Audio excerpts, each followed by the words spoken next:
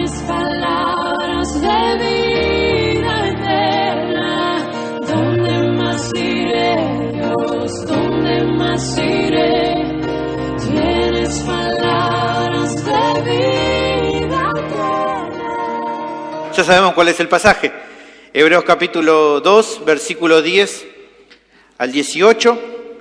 Hoy vamos a ver la primera parte de este texto, por razones de tiempo. Hebreos capítulo 2, versículo 10 en adelante hasta el versículo 18. Lea conmigo, luego mantenga su Biblia abierta. Dice así la palabra del Señor. Porque convenía a aquel por cuya causa son todas las cosas y por quien todas las cosas subsisten, que habiendo de llevar muchos hijos a la gloria, perfeccionase por aflicciones al autor de la salvación de ellos. Porque el que santifica y los que son santificados de uno son todos, por lo cual no se avergüenza de llamarlos hermanos, diciendo, anunciaré a mis hermanos tu nombre, en medio de la congregación te alabaré, y otra vez yo confiaré en él. Y de nuevo, he aquí yo y los hijos que Dios me dio. Así que, por cuanto los hijos participaron de carne y sangre, él también participó de lo mismo, para destruir por medio de la muerte al que tenía el imperio de la muerte, esto es, al diablo, y librar a todos los que por el temor de la muerte estaban durante toda la vida sujetos a servidumbre.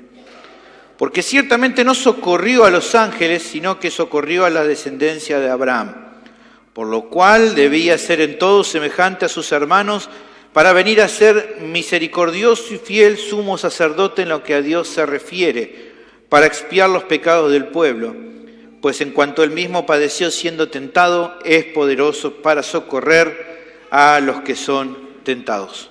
Oremos. Bendito Dios, te damos gracias por esta preciosa reunión que nos estás regalando. Todo lo que hemos podido compartir ha sido hermoso, precioso, muy edificante.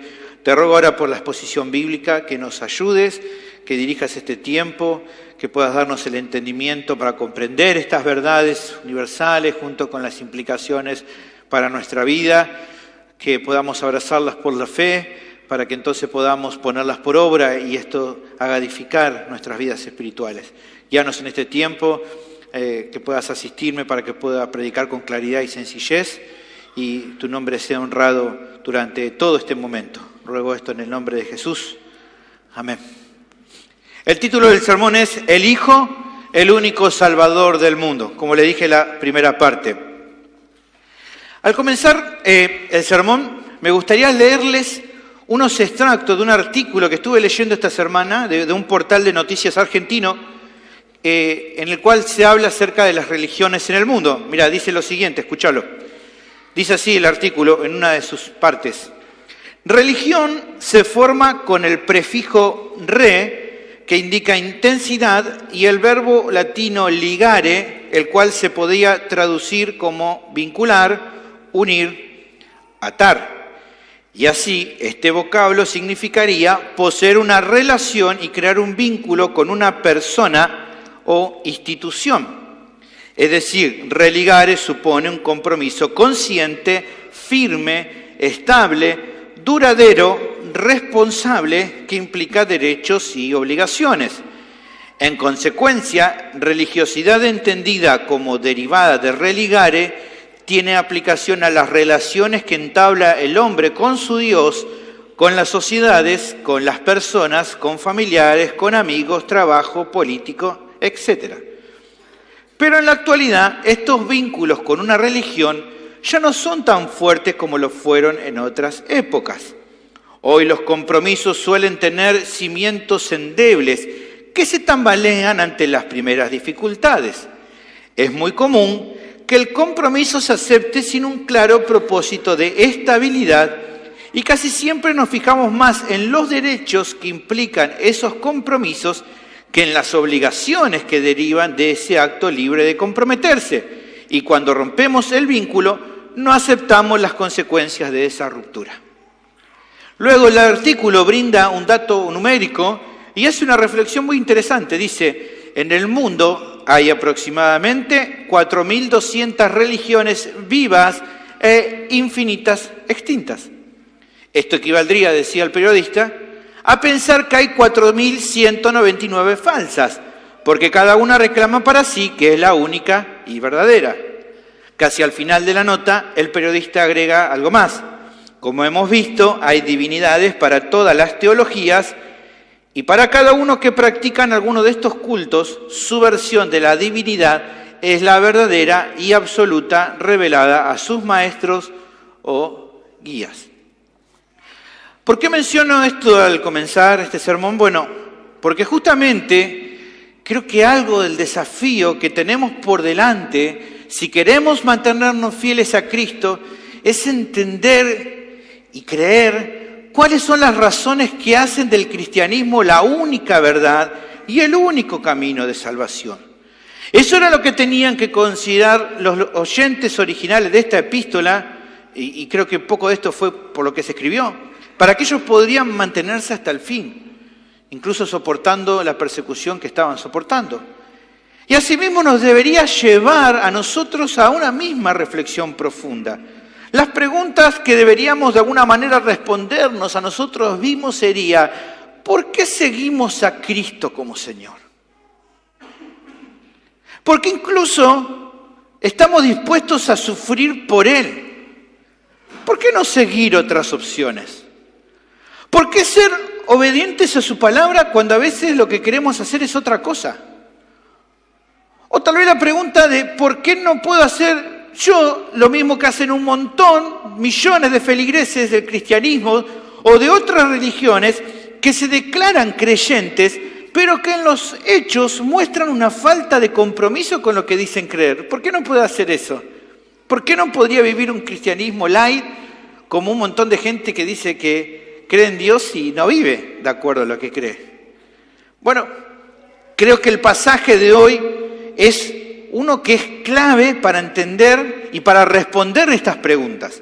Porque aquel justamente al que seguimos, como vamos a ver en el día de hoy, vamos a ver el domingo que viene, es el único Salvador del mundo.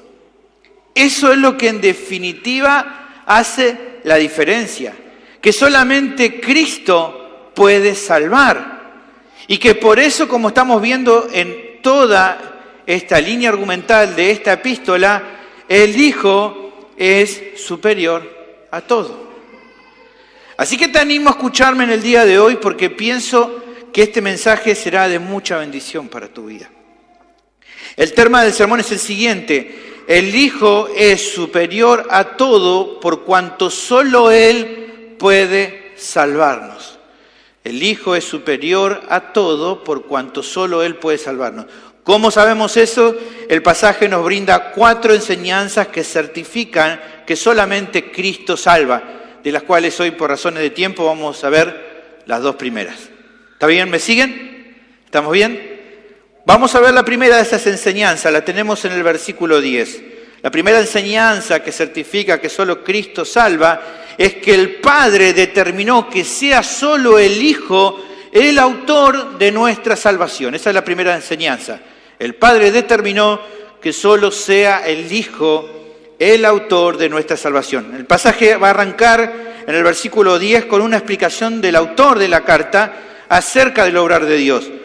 Dice el versículo 10, porque convenía a aquel por cuya causa son todas las cosas y por quien todas las cosas subsisten, que, habiendo de llevar muchos hijos a la gloria, perfeccionase por aflicciones al autor de la salvación de ellos. ¿Qué quiere decir este versículo 10? Bueno, vamos a ir aclarando algunas cuestiones para entender, ya que este versículo 10 es una sección que tiene algunas complejidades, pero que a la vez tiene muchísima riqueza teológica. Vamos a tener que quedar un tiempo en este versículo 10 y vamos a verlo juntos. Usted tenga su Biblia abierta ahí para ir mirando conmigo. Primero, antes de entrar en el 10, repasemos que lo último que se mencionó en el pasaje anterior fue acerca de una verdad que demuestra que el Hijo es superior, y porque reina sobre todas las cosas. Y esa razón, esa verdad, es el hecho de que Cristo, el Hijo, ha recibido este honor como resultado de su muerte sacrificial. Versículo 9, usted tiene su Biblia abierta, dice el versículo 9, pero vemos a aquel que fue hecho un poco menor que los ángeles, a Jesús, coronado de gloria y de honra, a causa del padecimiento de la muerte, para que por la gracia de Dios gustase la muerte por todos. Es a partir de este concepto final que se va desarrollando esta nueva sección. Ahora sí, versículo 10, podemos advertir que sin llamarlos de manera directa por sus nombres, se hacen menciones en ese versículo 10 al menos como a 3 personas. Se habla del Padre, se habla del Hijo y además de todos aquellos los cuales, como decía el versículo 9, por aquellos por el cuales se gustó la muerte. Entonces se habla del Padre, del Hijo y de todos estos por los cuales Jesús gustó la muerte. El Padre, en el versículo 10, es reconocido como aquel, dice aquí el pasaje, por cuya causa son todas las cosas y por quien todas las cosas subsisten. Ahora, aquí podemos pensar un poquito por un segundo en cuanto al hecho de que anteriormente el autor de la epístola había mencionado a Cristo como el agente que creó todas las cosas y a su vez a Cristo como el heredero de todos. ¿Se acuerdan? Hebreos capítulo 1, versículo 2 decía, en estos postreros días nos ha hablado por el Hijo, a quien, al Hijo, constituyó heredero de todo y por quien asimismo hizo el universo. Y lo interesante es que aquí el mencionado como el creador y el dueño es el Padre. Entonces, ¿cómo es? Bueno, en verdad que el autor de Hebreos haya dicho en el versículo 2 del capítulo 1 que es el Hijo, el heredero de todo y el que creó todas las cosas, el agente, creador y el heredero de todo, no invalida la realidad que se menciona en esta sección de que el Padre también sea reconocido como el creador, siendo por así decirlo como el arquitecto del universo, y además también reconocido como dueño de todo lo creado, y que como dueño de todo lo creado decide darle todas las cosas al Hijo como herencia. Entonces no hay ninguna contradicción en que ambos sean dueños y que ambos sean creador.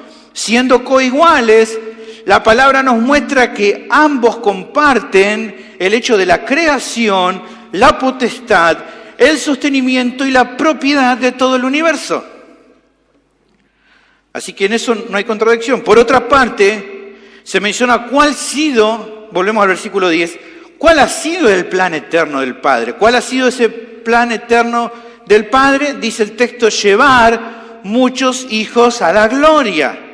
Su meta, la meta del Padre, fue tomar gente de todo pueblo, lengua y nación y hacerlos parte de su familia en una gloria eterna.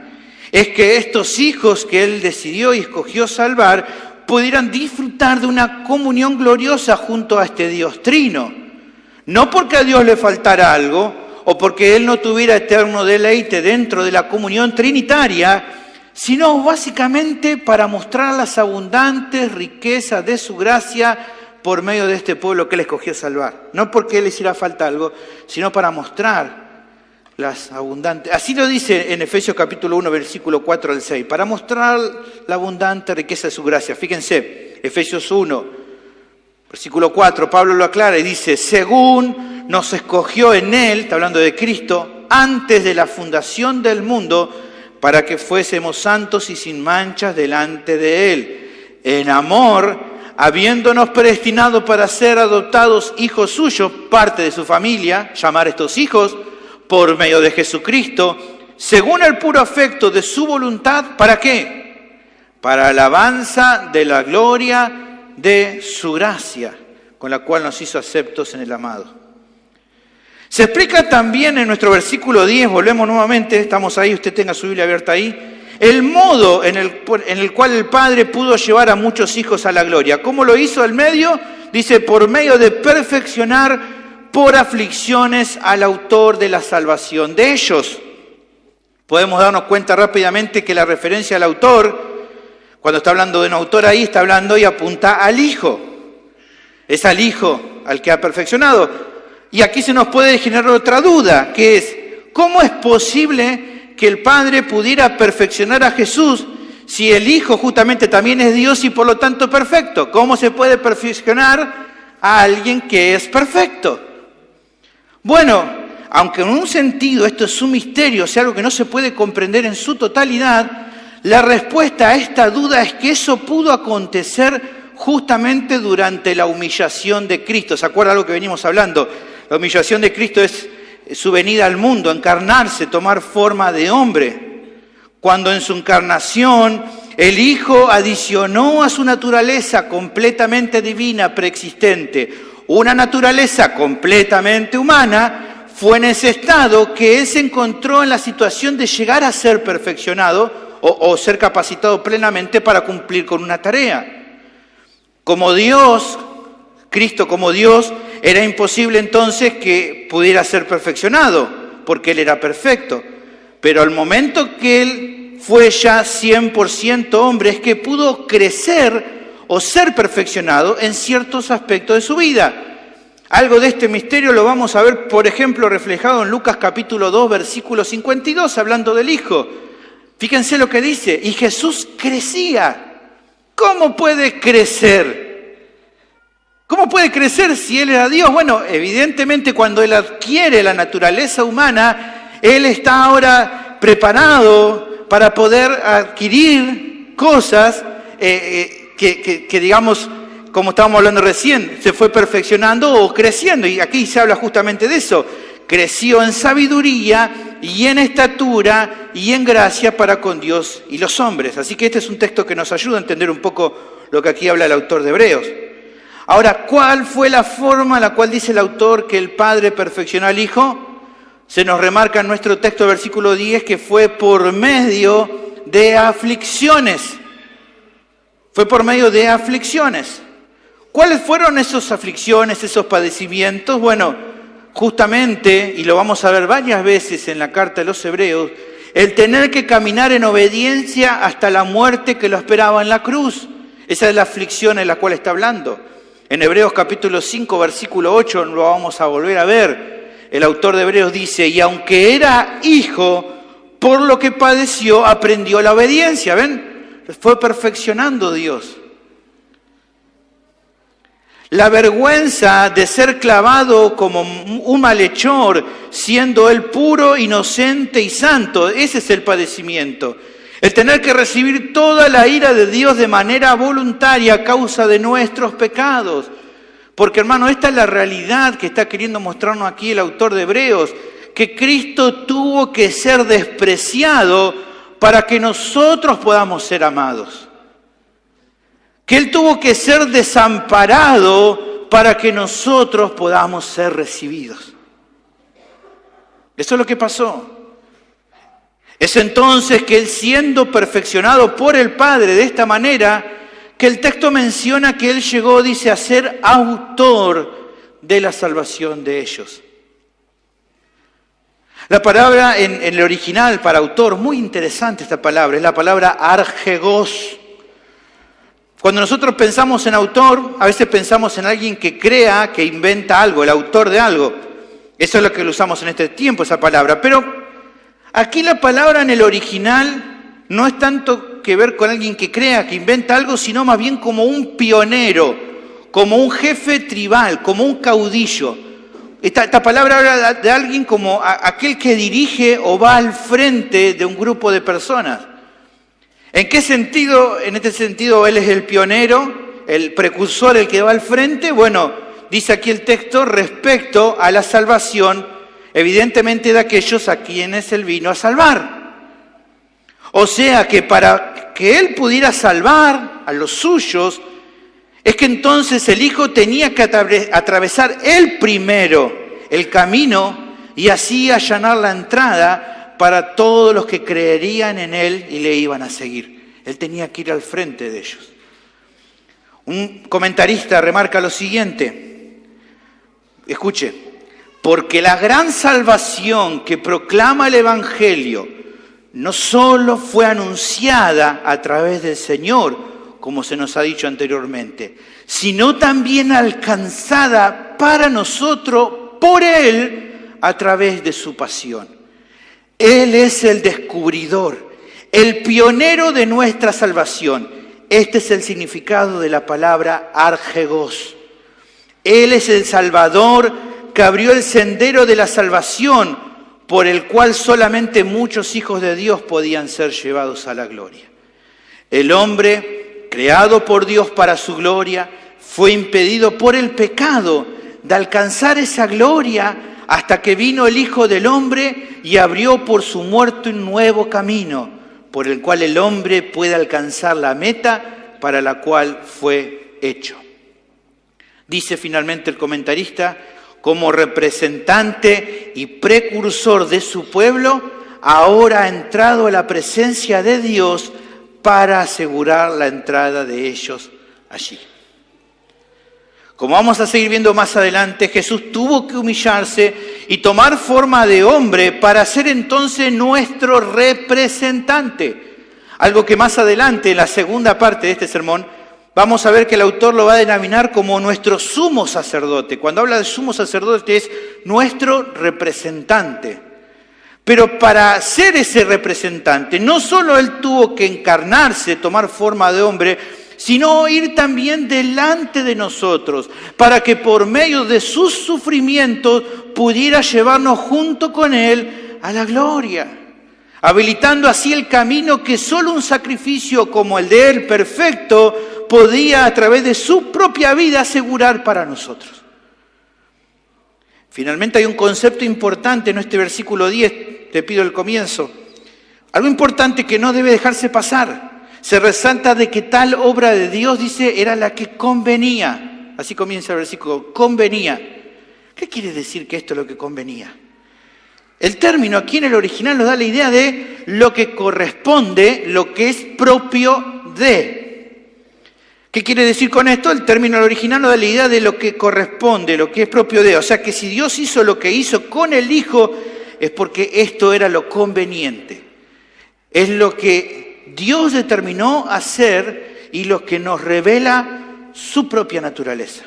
Un predicador bíblico dice lo siguiente: podemos estar seguros de que todo lo que Dios hace es digno de sí mismo, pero aquí nuestro autor singulariza una de las acciones de Dios y nos dice que convenía a aquel que era algo adecuado para que hiciera. ¿Y qué era eso? Era hacer a Jesús, a través de sus sufrimientos, perfectamente capacitado para ser el Salvador de su pueblo. Escuche esto con atención, mastique esta declaración, escuche. En la pasión de Jesús es donde vemos al desnudo el corazón mismo de Dios. En ningún otro lado Dios está más completa o valiosamente revelado como Dios que cuando lo vemos en Cristo reconciliando consigo al mundo. 2 Corintios 5:19, que Dios estaba en Cristo reconciliando consigo al mundo, no tomándoles en cuenta a los hombres sus pecados, y nos encargó a nosotros la palabra de reconciliación. Habiendo entonces hecho un análisis, largo el análisis, un versículo bastante cosa para ver. Te animo después que lo vuelvas a repasar porque sé que hay mucha información, pero es precioso, hermanos. Hagamos entonces un análisis ahora de esta sección para poder entender de una manera resumida lo que aquí el escritor de la epístola está expresando. Mire, lo escribí así. Él está diciendo algo así: Cristo es superior porque el Padre definió que lo conveniente era, de acuerdo a la meta que se propuso de llevar muchos hijos a la gloria eterna, que lo que debía hacer era perfeccionar a su Hijo por medio de quebrantarlo, para que así solo Él, Cristo, sea el representante perfecto de aquellos que escogió salvar. Esto es lo que está diciendo. Esta es la primera enseñanza que el texto nos da, que certifica que el Hijo es el único que puede salvar. ¿Cuál es esa primera enseñanza? Que el Padre determinó que solo Cristo sea el Salvador del mundo. Es lo que el Padre determinó. Nadie puede salvar fuera de Cristo porque Dios así quiso que fuera. Fue lo que a Él le agradó. Es por eso que nadie debería buscar un Salvador fuera de Cristo. Esto es lo que debían considerar los creyentes originales de la carta. Ya sabemos, lo venimos diciendo muchas veces, varios de estas personas estaban considerando seriamente abandonar el cristianismo. Muchos se sentían tentados de ver al judaísmo como tal vez una opción intermedia, como no me voy al mundo, pero bueno, estoy ahí, sigo obedeciendo a la ley, mantengo cierta vida religiosa y de paso me ahorro un montón de aflicciones y de penas a causa de soportar y de defender mi fe. Ahora, ¿por qué no podían seguir este plan que parecía tan interesante? Porque el punto crucial de este plan que ellos debían pensar y que es lo que el autor de la carta le está diciendo es, todo muy lindo lo que ustedes piensan. El punto es, ¿dónde ponemos a Jesús en ese plan? ¿Dónde queda Jesús? Suena muy lindo. ¿Y qué hacemos con Jesús? Si Él es el Salvador, si solamente Él, y Él mismo lo dijo, solamente Él es el camino, solo es la verdad y la vida, por lo que nadie puede llegar al Padre si no es a través de Él, porque esto mismo fue lo que el Padre mismo determinó. Entonces, ¿qué hacer ante la realidad de que volverse al judaísmo que querían volver, era no abrazar a Jesús como Salvador? O sea, ¿cómo se puede llegar a Dios a través de cualquier religión que no tiene al Hijo como la puerta de entrada que Dios mismo estableció? Si Jesús mismo dijo, yo soy la puerta y nadie puede entrar si no es por mí. ¿Por qué? Porque el Padre estableció esto. La pregunta es, ¿qué esperanza de salvación les quedaba fuera de Cristo? Si se alejaban del Evangelio, se alejaban de Cristo, y si se alejaban de Cristo, no hay vida eterna, porque rechazar a Cristo es rechazar, despreciar el único camino que Dios determinó para que ellos fueran salvos. ¿Me entienden? Este era el problema, este era el dilema que tenían que afrontar. Y todo esto me hace considerar justamente en por qué nosotros debemos también ver a nuestra fe como la única verdadera. ¿Por qué podemos confirmar y asegurar que ser cristiano es la única opción y no hay otra afuera? ¿Por qué creemos lo que creemos y seguimos lo que seguimos? ¿Cuál es el propósito? ¿Cuál es la meta? ¿Por qué estar seguro? Bueno, no hay otra fe que sirva porque no hay salvación fuera de creer en Jesús como único y suficiente Salvador. Por eso. Y pienso, hermanos, en tantas personas a mi alrededor y seguramente al de ustedes. Me pongo a pensar en un montón de personas que no abrazan esta fe. A veces paso, le voy a decir acá, por la peatonal de San Justo, a veces tengo que pagar cosas, y cruzo, por ejemplo, a dos mujeres testigos de Jehová. Ellas están bajo el rayo del sol, con sus folletos, queriendo ofrecerle a las personas un camino de salvación. No sé, qué valiente, ahí están en el rayo del sol. En ocasiones paso por el lado de muchachos que están con sus camisas blancas y con sus distintivos en el pecho. Son mormones que van casa por casa hablándole a la persona de un supuesto evangelio. Sin ir más lejos, hoy justo me hacía acordar, claro, ojo por esta avenida, agarré por una avenida. Hace muy pocos días atrás tuve que desviarme con el auto de una avenida por la que justamente iba un gran número de personas que marchaban en una procesión. Cuando llego a la punta, digo, ¿quién encuentro? ¿No? ¿Quiénes encabezaban? Había dos sacerdotes católicos romanos que llevaban a una estatua a su patrono, al que veneraban y en el cual confiaban que podían ayudarle. Lo más paradójico y triste, ¿no? Que estaban poniendo su esperanza en una imagen que necesitaba ser cargado por ellos mismos. ¿Qué tan poderoso podía ser? Pero así la lista también podés agregar un montón de grupos religiosos. Seguramente vos te ha pasado de pasar con un montón de personas. Musulmanes, judíos, budistas y un etcétera muy grande. Ni hablar de los muchos que abrazan la religión, aunque ellos no quieren que le diga así, pero la religión del ateísmo, que confían en su postura, en su convicción de que Dios no existe. Ahora, ¿a qué voy con esto que menciono? ¿Por qué decir todo esto? Bueno, por la realidad de que hay millares y millares de personas que han abrazado diferentes religiones que los han convencido de que les espera una vida mejor, ya sea ahora o en el futuro. O incluso a la convicción, a la seguridad de que luego de esta vida no van a recibir un infierno eterno por retribución. Están convencidos. Incluso a la realidad, y seguramente vos también conocés una realidad muy triste, de personas que han decidido abandonar la fe porque están seguros que ahora están mejor que cuando se identificaban como cristianos. Y así te lo dicen, ahora estoy mejor, antes era un montón de problemas, ahora que me fui a la iglesia estoy re bien, te dicen. Ahora que no estoy ahora con el Evangelio, estoy re bien. Pero todas estas personas que te menciono, todas, no se dan cuenta que se cumplen ellos las palabras del proverbio. ¿Cuál cosa? Que hay sendas que a los hombres les parecen buenas o rectos, pero que su camino, que su fin es un camino de muerte, como dice Proverbios 14:2. Porque en verdad lo que dice el proverbio se puede aplicar a cualquier camino en el cual Cristo no sea el Salvador del que estamos hablando. Cualquier camino que no contenga a Cristo como Salvador y como Señor es un camino de muerte, por más que parezca recto. Ya sea el camino del ateísmo, ya sea el camino de las religiones, ya sea el camino de abandonar la fe, cualquiera de esos caminos le lleva a la muerte.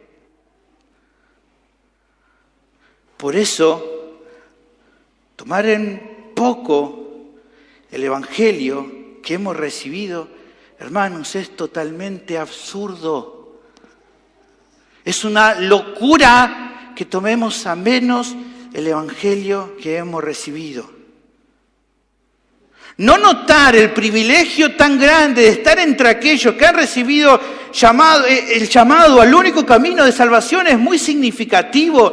Hermanos queridos, como hemos hablado en otra ocasión, ¿cómo podemos despreciar esta salvación tan grande cuando hay tantos que están perdidos? O tomarlo a menos, o tomarlo superficialmente.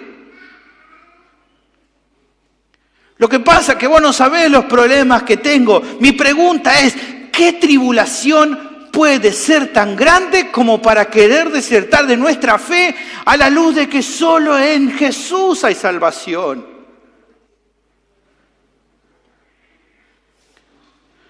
Nuestra fe tiene fundamento sólido y seguro porque se sostiene en la única persona que puede salvarnos, que es el Hijo de Dios. Por eso seguir cualquier otro camino o identificarse como cristiano, pero serlo solo de la boca para afuera, te va a llevar a la condenación eterna. En cambio, tu vida vale la pena porque está en Cristo. Eso es lo que hace que valga la pena.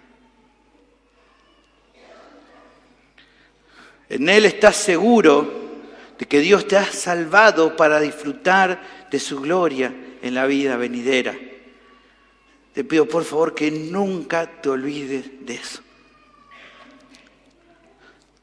La siguiente enseñanza, la segunda que vamos a ver en el día de hoy,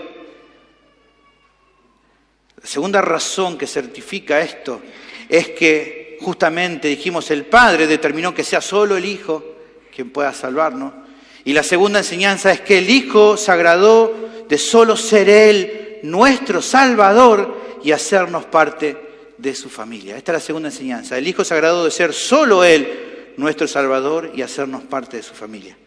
El pasaje prosigue con una explicación que es muy hermosa y que el autor luego respalda con cita del Antiguo Testamento, como vemos que varias veces lo va a hacer y lo va a hacer mucho más.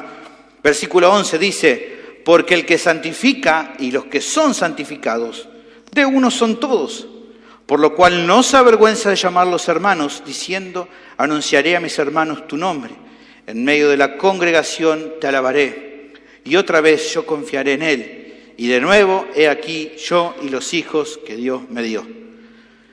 Lo primero que se menciona aquí es una referencia acerca de Cristo y de los que Él salva. ¿El Hijo quién es? el que santifica. ¿Y los creyentes quién son? Los santificados. Como hemos visto en la sección anterior, Cristo es el autor de la salvación de aquellos que creen en Él.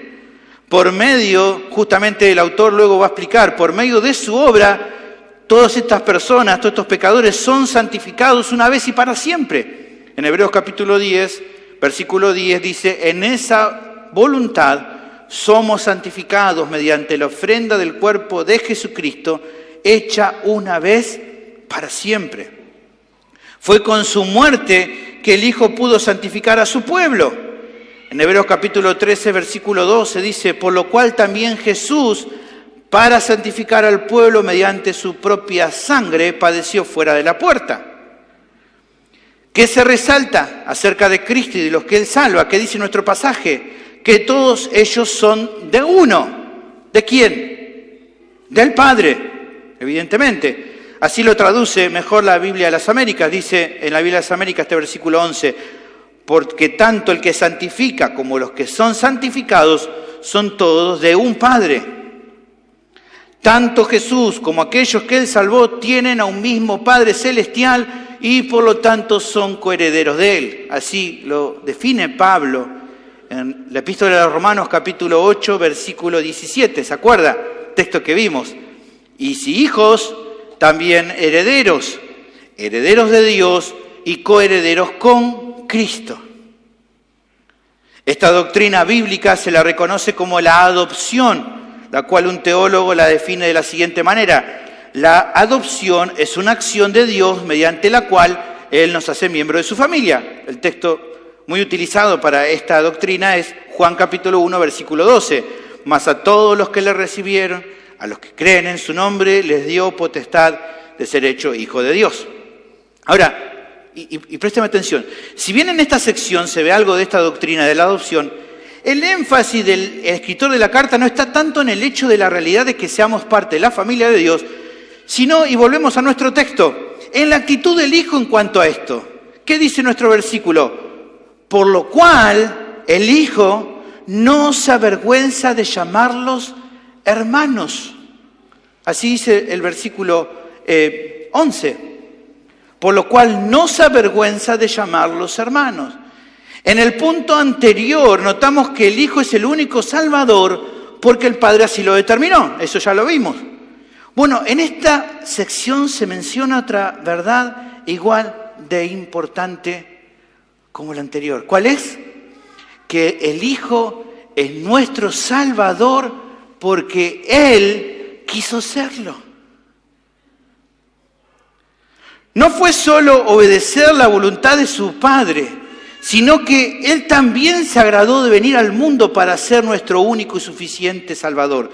Solo el Hijo fue capaz de hacer eso por nosotros.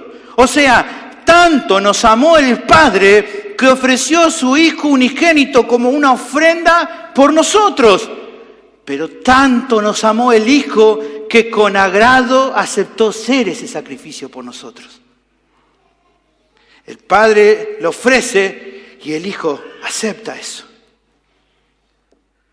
Por eso, como Él acepta y se agrada de ser ese Salvador, es que no se avergüenza de reconocernos como sus hermanos. Porque Él se agradó de hacer esto. Mirá, un comentarista dice algo precioso, escuchá, es hermoso, dice, mirá, y debido a que aquellos que están santificados para Dios a través de su muerte son hijos de Dios, el Hijo de Dios no se avergüenza de reconocerlos como sus hermanos, no solo como aquellos cuya naturaleza Él cargó sobre sí, sino cuyas pruebas Él soportó, por cuyos pecados hizo sacrificio para que pudieran seguirlo a la gloria en el camino de la salvación que Él mismo abrió. Esta es la segunda enseñanza que el pasaje nos brinda, que certifica que el Hijo es superior por cuanto solamente Él puede salvarnos. ¿Por qué? Porque Cristo mismo se agradó de ser solamente Él nuestro Salvador y que por medio de su sacrificio seamos parte de su familia. En una frase contundente, entonces, el Padre lo planificó y el Hijo lo ejecutó. y por eso sea solamente a Dios la gloria. El texto prosigue luego con 3 referencias del Antiguo Testamento, las cuales refuerzan este concepto y que considero que es importante revisar una por una para entender cómo las usa. En este caso lo que va a hacer el autor de la epístola es usar estas referencias, pero usarlas conectadas. Una conecta con la otra para poder dar su explicación. La primera cita es del Salmo 22, versículo 22. Dice, anunciaré tu nombre a mis hermanos, en medio de la congregación te alabaré. Este Salmo, el 22, es una oración de David, un hombre justo, clamando en un momento de angustia en su vida cuando estaba siendo vituperado, pero que luego, a partir del versículo 22, justamente termina siendo un cántico de confianza a Dios. Este salmo fue considerado como mesiánico. Los autores del Nuevo Testamento lo usan en varias ocasiones como referencia a Cristo y a sus detractores. Así como un hombre justo como David clamó a Dios, lo mismo hizo Jesús en su encarnación, puntualmente cuando entregó su vida en la cruz. Pero así también en la cita mencionada hay un cántico de alabanza dirigida a Dios, que es justamente cuando en el Salmo cambia el tono de cómo venía. Es en esa alabanza con gozo que se expresa la relación entre este hombre justo y otras personas a las que llama hermanos. El autor de Hebreo entonces usa esta referencia como mesiánica para apoyar el hecho de que asimismo Cristo en su encarnación es capaz de reconocer esta relación con todos aquellos a los que vino a salvar. Los llama sus hermanos y es junto a toda esta congregación, la iglesia, que entona himnos a Dios. Él se goza junto a ellos. Estos hermanos son un deleite para su vida. Este tipo de relación en la que Él logró con aquellos que, aunque eran sus enemigos, fueron reconciliados con Dios por medio de su sacrificio. Las otras 2 citas que menciona el autor son parte de un mismo pasaje. El final del versículo 17 del capítulo 8 de Isaías y el comienzo del versículo 18. Dice ahí, esperaré pues a Jehová, al cual escondió su rostro de la casa de Jacob. Y ahí viene la referencia primera, y en Él confiaré. Y luego versículo 18, cuando empiece, dice, he aquí yo y los hijos que me dio Jehová. Aquí el profeta, en esta cita de Isaías 8, habla acerca del juicio inminente de Dios sobre Israel en manos de los asirios. En Isaías capítulo 8, versículo 4, dice, porque antes que el niño sepa decir, Padre mío y Madre mía, será quitada la riqueza de Damasco y los despojos de Samaria delante del rey de Asiria. Allí Samaria es Israel del norte. He aquí, por tanto, versículo 7 del capítulo 8 de Isaías, he aquí, por tanto, que el Señor hace subir sobre ellos aguas de ríos, impetuosas y muchas, esto es, al rey de Asiria con todo su poder, el cual subirá sobre todos sus ríos y pasará sobre todas sus riberas. Aunque el profeta anuncia este acontecimiento, el pueblo no le escucha, le da la espalda a su aviso, a su mensaje, no quiere escuchar el mensaje que el profeta Isaías les habla. Por esto es que el profeta es llamado por Dios en este capítulo 8 de Isaías a que guarde este anuncio, se los deje como encargo a los discípulos para que espere el tiempo cuando estos juicios acontecieran y se confirmara su mensaje. En Isaías capítulo 8, versículo 16, la versión de la NBI dice, Dios le dice al profeta, guarda bien el testimonio, sella la ley entre mis discípulos. Lo que quedaba entonces de parte del profeta era esperar en Dios y confiar en Él. El 8:17 entonces dice aquí en NBI, el Señor ha escondido su rostro del pueblo de Jacob. Pero dice el profeta, yo esperaré en Él, pues en Él tengo puesta mi esperanza. Este capítulo también 8 tiene alusiones mesiánicas. En el 8:14 se menciona al Señor como una piedra de tropiezo en el cual muchos tropezarán y serán quebrantados. Cita que el apóstol Pedro dirige a Cristo en 1 Pedro 2:8. Ahora, la cuestión en la primera referencia que mencionamos recién es que el profeta como mensajero de parte de Dios refleja la situación de quebranto al notar que Dios escondió su rostro de la casa de Jacob. Pero por otro lado también Él espera en Dios. Ahora, el autor de Hebreos aplica esta referencia a Cristo de forma legítima a partir de relacionarla con la mención anterior del Salmo que él hizo cuando mencionó el Salmo 22. El Hijo también fue el mensajero que vino al mundo en su encarnación y que fue despreciado en su predicación. Un comentarista resalta esto y dice: la idea que Dios esconde su rostro de la casa de Jacob provee el nexo con el Salmo 22, donde el rostro de Dios está escondido del que sufre y es justo, quien en la interpretación cristiana es el representante de toda la casa de Jacob, sufriendo el desamparo que ellos merecían. Si Isaías, uno de los profetas a través de los cuales el Dios de los tiempos antiguos habló de los antepasados, era rechazado por aquellos a quienes había sido enviado, también lo era el Hijo, en quien Dios había hablado hacía poco su última palabra. Si Isaías, a pesar de todo, mantuvo su confianza a Dios y esperó de él la justificación, también lo hizo el Hijo de Dios. Se encomendó a Jehová, se dice con burla del sufriente en el Salmo 22. Pero cuando el sufrimiento ha pasado, él testifica agradecido de la fidelidad del Dios en quien confió. ¿A qué vamos con todo esto? A que, al igual que lo fue Isaías, pero mucho más en el caso de Cristo, el Hijo tuvo plena confianza en Dios, de que justamente este rechazo era necesario para que luego a la postre Él pudiera lograr salvarnos y hacernos parte de su familia. La tercera cita que alude al versículo siguiente de este capítulo es el profeta presentándose ante Dios y la nación con los hijos que le ha dado. Ahora, ¿quién eran estos hijos del profeta? Aquellos que el Señor había guardado como un remanente fiel, que iban a servir como una señal que contrastaba con el rechazo general del pueblo. En Isaías 8:18, Biblia de las Américas, dice: he aquí yo y los hijos que el Señor me ha dado, estamos por señales y prodigio en Israel, de parte del Señor de los ejércitos que mora en el monte Sión. Aquí nuevamente el autor de Hebreo encuentra una conexión legítima al presentar a Cristo como aquel que vino al mundo, como el mensajero último de Dios, y que por medio de su obra en la cruz es capaz de presentar delante de Dios y de todo el mundo a estos hijos que el Padre le ha dado. ¿Qué ha dicho el Hijo acerca de ellos? Ya lo vimos, que no se avergüenza de llamarlos sus hermanos.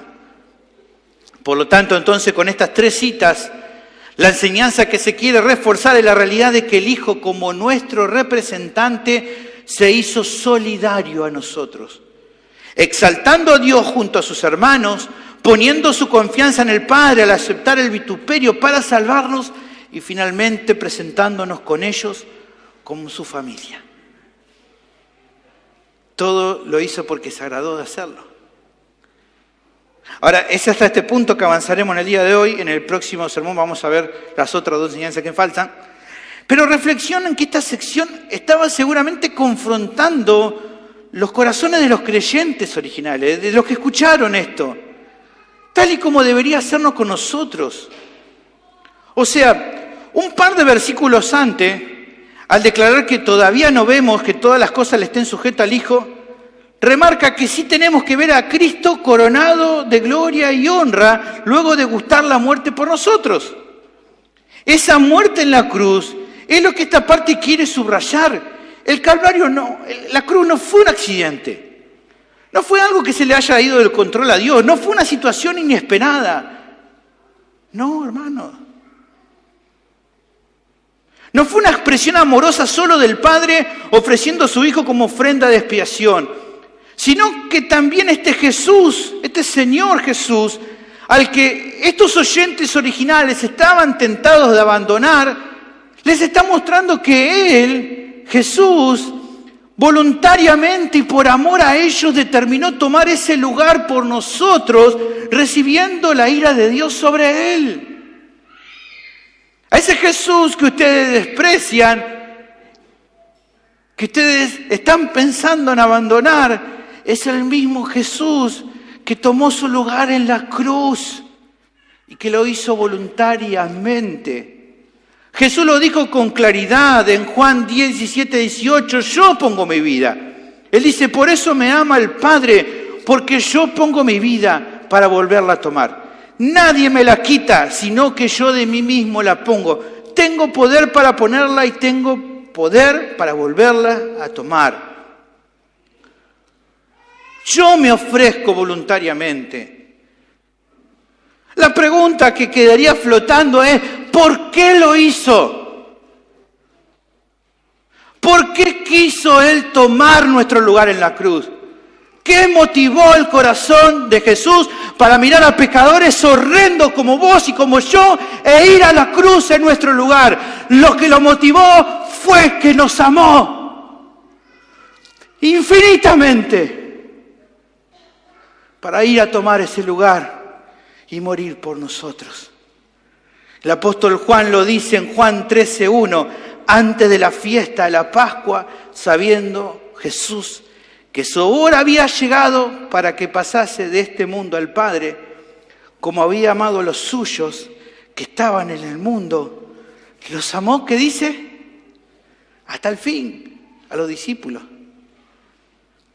A los 12, porque nosotros, no, a vos también. Tendríamos que cambiar tal vez, y en vez de decir los amó hasta el fin, deberíamos decir nos amó hasta el fin. Nadie nos ha amado tanto como para hacer tamaño sacrificio. Solamente Cristo. Las preguntas que deberíamos hacernos y que debían hacerse esta gente que recibió esta epístola es: ¿cómo es posible que ahora rechacemos este amor tan grande? ¿Ven lo horrible que es querer darle la espalda buscando otro camino para llegar al cielo? ¿Ven lo lamentable, lo absurdo, lo loco que es no seguirle con fidelidad? La pregunta que deberías hacerte entre todos los seres humanos que han estado habitando en la tierra es: ¿quién te ha amado como lo hizo Cristo? ¿Quién? Nadie. Nunca, jamás te amó. Y te va a amar como Cristo te amó. Entonces, sabiendo que Él te ha amado como Él te ha amado, como nadie nunca te va a amar, la pregunta es: ¿cómo no seguirle con todo nuestro corazón ante tal muestra de gracia y misericordia para nuestra vida? Pablo da una conclusión cuando considera lo que se ha hecho por los creyentes.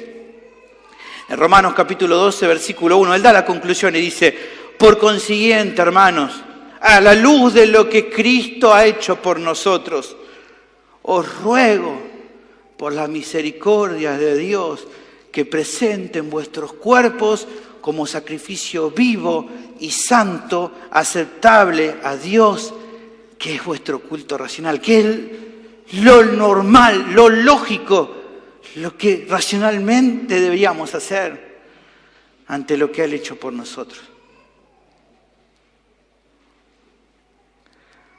Realmente creo que es muy valioso reflexionar en lo que hemos aprendido. No sé, pero yo lo escribía y me impactaba el corazón pensar esto.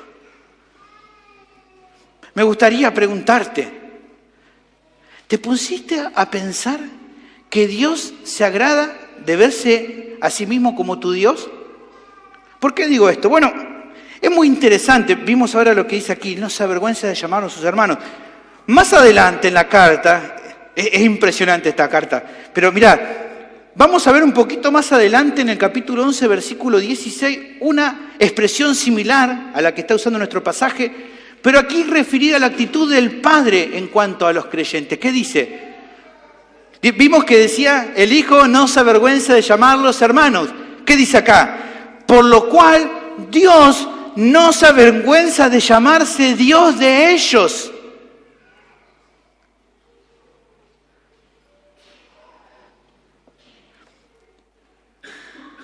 Pienso que considerar que el Hijo no se avergüenza de llamarnos hermanos y de que tampoco Dios se avergüenza de decir: yo soy tu Dios, debería ser arder nuestros corazones de alabanza y adoración sincera.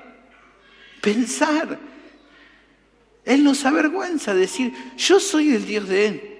Y el Hijo no se avergüenza de decir: Él es mi hermano.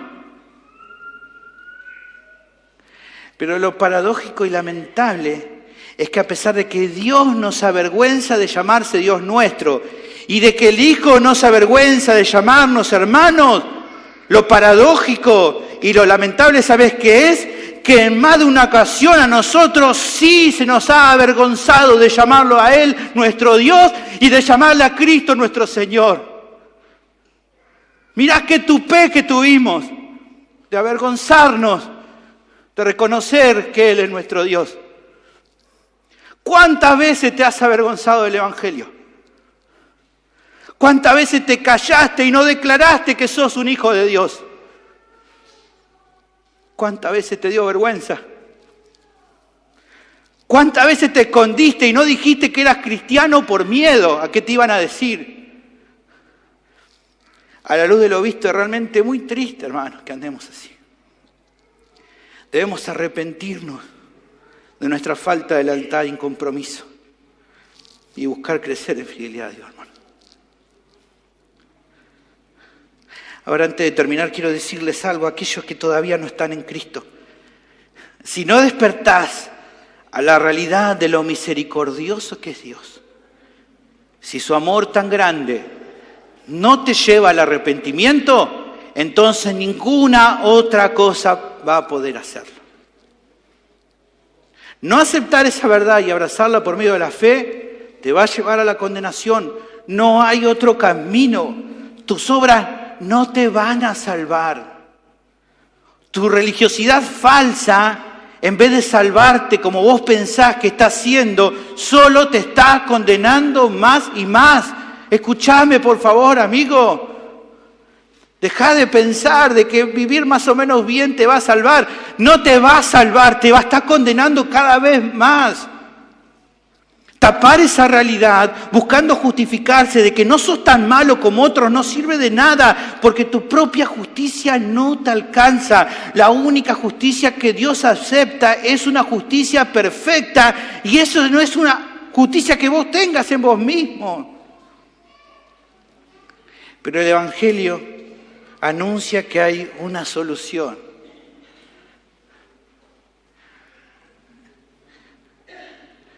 Y esa solución es su nombre, y su nombre es Cristo Jesús. En Él hay perdón y vida eterna. Si hoy venís a Cristo en arrepentimiento y fe, podrás salvarte de la condenación que le espera a este mundo. Mi pregunta, querido oyente, es: ¿qué vas a hacer? ¿Te vas a ir como viniste? Te animo a que te humilles y reconozcas a Cristo como tu único Salvador, porque solo Él puede salvar tu alma. Bendito Dios, te doy gracias por tu palabra, que habla tanto a nuestras vidas. Oh, bendito Señor, cuántas veces nos hemos avergonzado de tu Evangelio. Cuántas veces, perdonanos, Señor. Perdonamos a todos los que estamos aquí, creyentes genuinos, que muchas veces hemos callado. Que tu amor nos conquiste completamente. Que tu amor nos lleve a vivir con fidelidad, dejando de jugar a ser cristianos y a viviendo una vida de fidelidad. Que nada ocupe tu lugar, Señor. Que no quiera poner a otro Salvador en mi vida fuera de vos, porque vos solamente sos el Salvador. Que eso sea un reconocimiento diario en nuestras vidas y que nos lleve a morir a nosotros mismos para seguirte con fidelidad hoy y hasta el último día de nuestras vidas. Bendecí este tiempo final de alabanzas, que juntos podamos alabar y exaltar tu nombre. Pido esto en el nombre de Cristo Jesús. Amén.